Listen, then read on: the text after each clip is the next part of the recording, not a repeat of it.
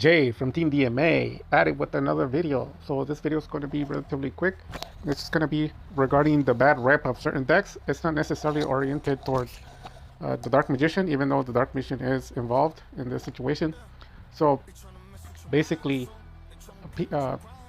people not being able to go through a lot of negations, like 4 per turn. Like you take 4 your first turn, and then your second turn you take another 4. That's 8, and then after that you take another 4, and then you're like at 12, and then you keep going like that. Or what's more of the standard is somewhere around 2 or 3 per turn.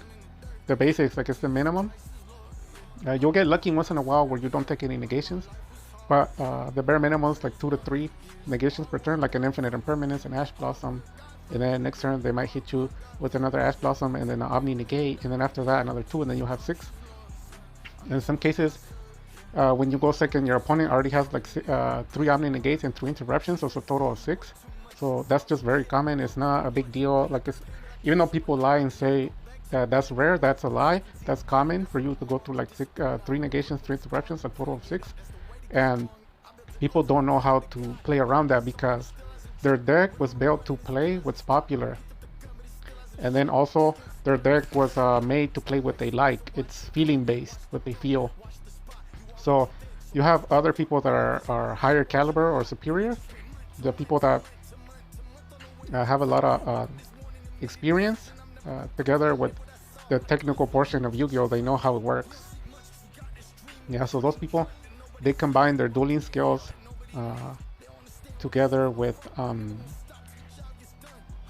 with a good profile, because they know sequence and everything and gameplay properly.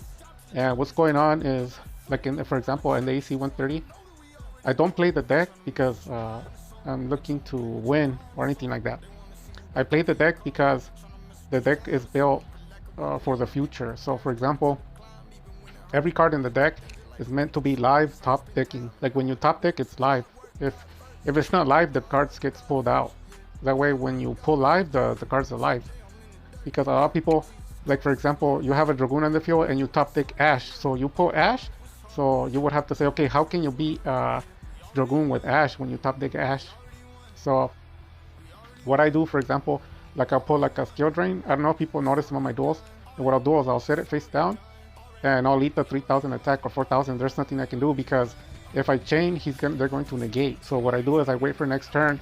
I'll lose the turn, but I'll win the duel because the next turn I'll chain to like a Floodgate or like Eternal Soul, and then when they chain effect, then I chain Skill Drain, or I'll chain Skill Drain and then they try to chain, or I'll chain Secret Organism. I'll chain Secret Organism, and then they do follow up by chaining Dragoon, and then I'll chain Skill Drain and negate it. So it's a sequence that everything is played on. So a lot of also players don't want to main deck back row destruction, but right now a lot of the top tier decks, whether you want to believe it or not, are back row. You have like Labyrinth that I've been telling people for months, like at least 6 or 7 months. The Labyrinth that's in the nationals, that got into like top 6 and then top 3 regionals. The Labyrinth, that deck is in my channel, and it has somewhere around 6 negations and interruptions per turn. And at some point it could do more than 10 because they chain it to the virus cards. And I believe I'm the only channel in YouTube, I could be wrong, somebody can point me to another place, but I think I'm the only Dark Magician budget that can beat the nationals and the regionals for the Labyrinth virus. So what's going on is, all it is you have to have back row destruction, and then you have to be faster speed than them. And I do a combination of monsters equal to spells, and the traps are somewhere around 7 or 8. Sometimes I change it. So the reason why I do that is for when I get hit with one of those cards. So if I can't play my spells, that doesn't matter because I can win with my traps. And then if they hit my traps, it doesn't matter because I can win with my spells. And then if they hit both, I'll use the monster effects like that. So you always have a way out. And then they'll play, what's it called, barrier, to where you can't go into your extra deck, but that doesn't matter because the deck is self-sufficient, and that's how I beat the tier 0. And then they play Kaijus, and that doesn't affect me because the board actually requires monsters to go to the graveyard to trigger effects, so that's in our favor. Then they play Floodgates, and they don't affect us at all because the deck was built around the Floodgates, so it doesn't affect us. And then they'll play like Skill Drain, and that doesn't matter because the deck was also built to play with the Skill Drain. So when your opponent plays Skill Drain, it's like they're helping you because you need to dig through your skill drain. But if your opponent played it before you, then you just thank him because he helped you. So a lot of the other things is the hand trap. So you summon a monster and they use Ash, and then you special something else and then they use Impermanence. Or in another scenario, you draw something and they play draw. So what happens there in the Yu-Gi-Oh community is they're not prepared for that. So instead what they're doing is praying that they don't run into those cards or decks. So when they do, they get mauled like someone gets mauled by a bear. So frustration comes into play. Like in their mind, they're frustrated, they get angry, depressed. So I don't know what goes on, but I'm sure they're not happy. And that's all I'm trying to do. I'm trying to tell people and warn them to prevent them from accumulating stress or anger. And even though it might sound stupid, I'm being serious. It is a real thing. I've gotten contacted before, like since 2009, several times by people saying that they're stressed, but to the point to where it's dangerous. Like they want to give up Yu-Gi-Oh or they want to sell their cards. But yeah, but it's all it is understanding the future and preparing for it. So instead of praying that you don't get Ash, you wish your opponent had an Ash, like that, because everything is a sequence to bait. It's not a sequence to trigger, it's a sequence to bait. And then you play your follow-up cards at the end. And that's the correct way. And that's how I play the AC-130. That's the big secret, that everything I play is bait. So people are using hand traps and they have no effect because the sequence is already made. I'm just waiting for the hand trap. So then once they get played, I'll try to bait 2 to 3 negations. Once the negations are over, then I play my regular cards. So somebody might argue and say, yeah, well, what if they know that and they don't stop you? Well, that's going to backfire too, because if you don't stop my regular plays, those are going to get me searches as well. So you're pretty much screwed if you do, and you're screwed if you're not. And then the floodgates are excellent because when they play cards that freeze you, like for example, draw. When they play draw, the floodgates don't matter because the floodgates shut the game down anyway, so you don't need to draw nothing. And then when they go barrier, you can switch over to the deck's power and not using the extra deck. Now, it happens times where you can simultaneously use all together, and that's when you have to win the game, like no excuses. So a lot of people, when they duel and they go against competition, like they have a rough duel, they lose. And there's a lot of people that told me like, oh, you know what, I quit too early or this and that. Maybe I could have, maybe you might not have won because it depends on your ratios of live cards. Like that's the reason why all my duels I lose. There is no duel that I've dueled that I've won. I lose all my duels 100%, but I always find a way to win.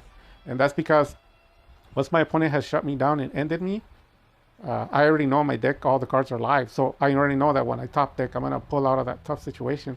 And that's kind of similar to like life, that you live life, and the loser in reality, like the loser, when he suffers opposition, he gives up. But you see, a winner is successful because when opposition comes, he's ready for that adversity and he overcomes. So that's the whole point of the sequence of Yu-Gi-Oh!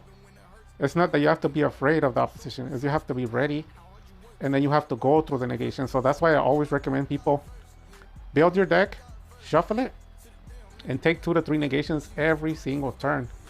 Like when you shadow box, like people who, like boxers who do shadow box, do it like that shadow duel.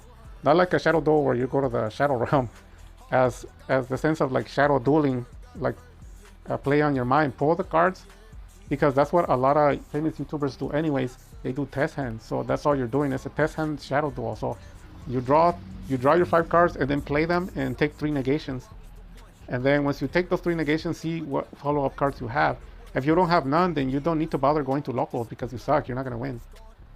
But if they negate you, if you're able to take 3 negations, or like you're able to take 2 negations and one of those is a Dragoon and you come on top, then guess what?